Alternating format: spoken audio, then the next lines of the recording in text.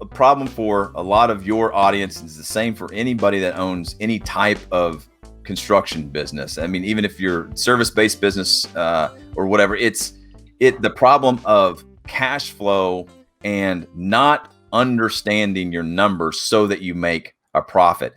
A lot of construction business owners and painters in your audience will understand this too, is they started their business because they saw a way to do it better, and they wanted some freedom for themselves. So they go out on their own and they start charging what they think is a reasonable rate. And it's probably more than what they were making at the job that they just left. But the problem is that they're still guessing. They haven't really run out the numbers, but it's exciting to be in business and to be out there in the work. So what happens is when you're kind of guessing at what your price should be and you haven't calculated what your profit needs to be, then you're usually underpriced, which means then you get a lot of work. So they go get a lot of work, and that's really exciting too, because even more money is coming in, and it's very, very exciting. But then you got to go produce that work, and that's when the money starts flowing back out. Then you start seeing the bank accounts drop, and then you start getting worried, like what's going on, and your time is very limited. So you do the only thing that you can do is go find more work.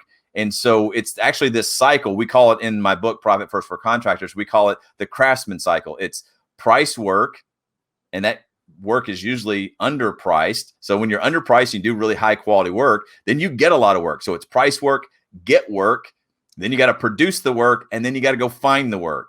And all of this happens where you're just focusing on the work. You're not focusing on the business or on the numbers, and the cycle repeats. Price work, get work, price work, get work, produce work, find work. Price work, get work, produce work, find work. And it's a cycle, and it's brutal, and it's what most of your audience is probably familiar with until they finally figure out the number side and they face their financials and they say, you know what?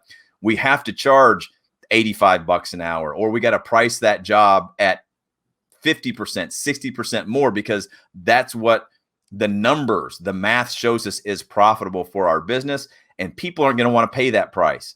And when you're running a business, you realize that's a very scary place to be in, but it's also one of the biggest things, the biggest aspects of maintaining and growing a profitable business is when you're no longer afraid to hear the word no. Hey, here's what we do.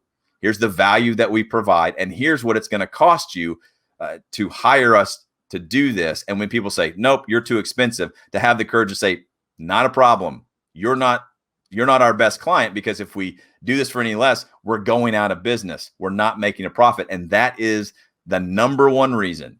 That is the reason that you're in business, is to make a profit. And I hear it all of the time when I'm coaching my clients, or when I'm talking to somebody and onboarding them. They say, well, Shawn, I didn't start my construction business to be in it for the money. I'm in it for the craftsmanship or the quality, or I really enjoy the people. And all those are great things. But listen, let's get really clear. Like, if you aren't making a profit in your business, they have a name for that. It's called running a charity. Now, there's nothing wrong with running a charity, but most business owners don't start out thinking, I want to run a charity. No, they want to run a business.